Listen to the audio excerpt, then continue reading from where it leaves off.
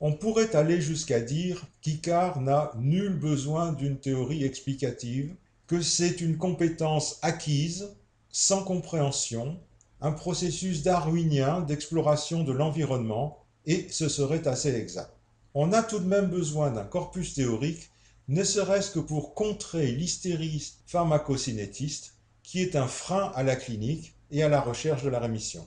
On a aussi besoin, pour accompagner le concept de rémission dynamique. Par ailleurs, l'arrivée des nouvelles molécules, dont la demi-vie et la durée d'attachement à l'enzyme est plus longue, va permettre d'étendre l'éclipse d'autant, ouvrant ainsi de nouvelles perspectives. Une approche théorique peut permettre d'étoffer le dossier de demande d'essais cliniques. En effet, l'essai ANRS 4D montre un taux de succès intrinsèque, c'est-à-dire sans compter les patients dont on a la preuve qu'ils n'ont pas suivi le protocole, donc hormis les tricheurs, ce taux de succès intrinsèque est de 100%.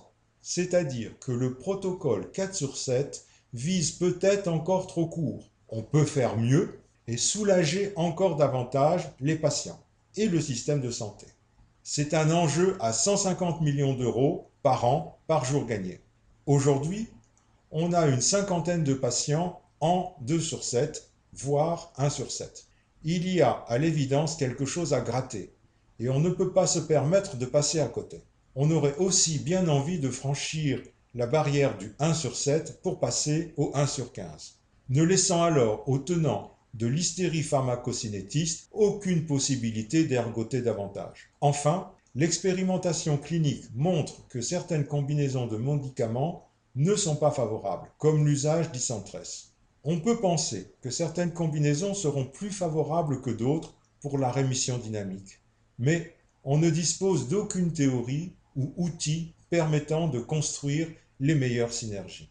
Alors que le choke and mute dispose déjà de son volet clinique, on n'a pas encore de manip de laboratoire permettant de simuler le cycle court. On ne dispose pas non plus de facteurs prédictifs du succès, en mesure de proposer la rémission dynamique au plus grand nombre de candidats. On ne dispose pas non plus de facteurs prédictifs de l'échec. De fait, au-delà de quelques errements initiaux, il n'y a pas eu d'échec en 2 sur 7. Donc, rien à exploiter. Mais si on en avait, on ne saurait même pas quoi aller chercher. On n'a pas de canari dans la mine. L'absence de canari dans la mine est plus ou moins préjudiciable selon la stratégie de rémission envisagée. Certes, dans ICAR 1 sur 7, on n'a pas de canari, mais on a 100% de succès. C'est à mettre en regard des tentatives de refaire des Visconti, ce qui a 100% d'échec. C'est l'essai Spartak. La stratégie Shock and Kill n'a donc pas de canari, il est vrai, mais elle a surtout 100% d'échec. Enfin, notons une fois de plus le manque d'intérêt total de la quantification de l'ADN proviral. Il n'aurait eu d'intérêt que si nous avions des stratégies partiellement efficaces et pour lesquelles il soit un prédicteur.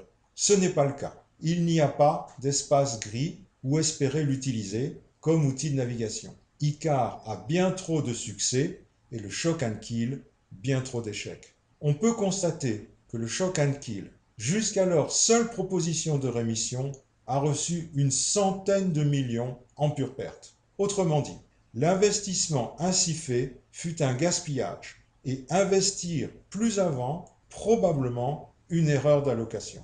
A l'inverse, le choke and mute a une application éprouvée. ICAR, ça marche. Nous allons donc appeler à un effort de recherche en modélisation et simulation afin d'appuyer les demandes de financement pour plusieurs millions. Voilà, nous avons pu vous présenter ICAR, le 4 sur 7, la recommandation Morla, ANRS 4D, Quatuor, le changement de paradigme, l'éclipse, son équation, le choke and mute et un plaidoyer pour la recherche icarienne. C'est dense. Nous vous remercions vivement de l'invitation, de votre attention et avant de passer aux questions, nous vous signalons nos publications, le site officiel d'ICAR, sa page Facebook et notre blog Charles-Édouard.